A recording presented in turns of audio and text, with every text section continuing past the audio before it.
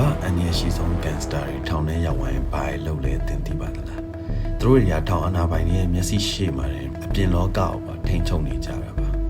ပထမတစ်ချက်ကတော့တတူးဘာသာစကားလို့ခေါ်တယ်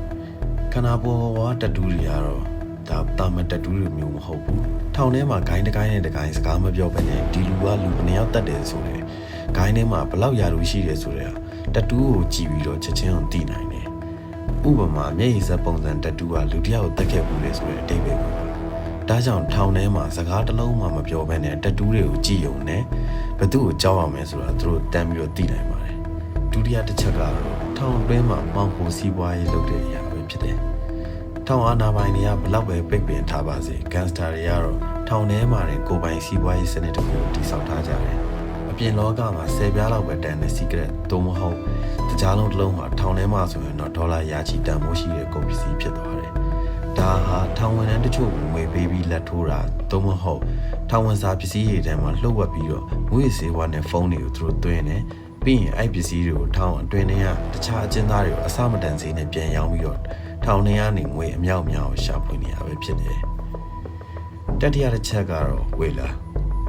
ဒါလှုပ်ဝက်စာပိုးရဲ့စနစ်ပါထောင်ထဲမှာဖုန်းလည်းမရှိဘူးစာရေးကိရိယာလည်းမရှိတဲ့အတွက်ကြောင့်သူတို့ဘာလို့လုပ်ကြလဲအထက်လေးကရတဲ့အရာလေးတွေသို့မဟုတ်သွားရိုက်စေးဘူးခွန်လေးမှာပါတဲ့ကတ်တူလေးတွေ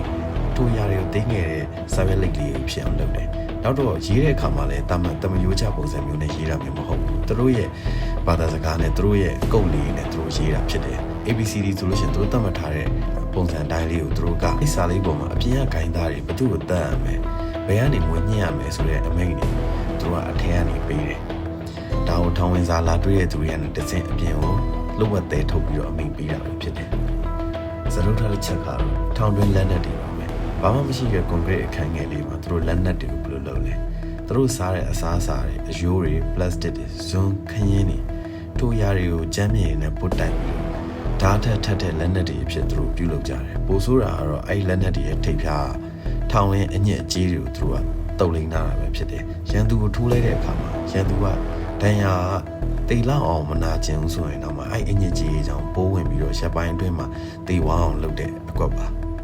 နောက်ဆုံးတစ်ချက်ကတော့ထောင်ရဲ့တိဆောက်ပုံပါပဲထောင်ရဲ့တိဆောက်ပုံကပုံမှန်ကြည့်မယ်ဆိုရင်တော့ရိုးရှင်းတဲ့ပုံစံလေးဖြစ်ပေမဲ့ဒီထောင်ကြီးကိုပဲကန်စတာတွေမှလုံးဝဖောက်လို့မရအောင်အကွက်စစ်စစ်တိဆောက်ထားတာပဲဖြစ်တယ်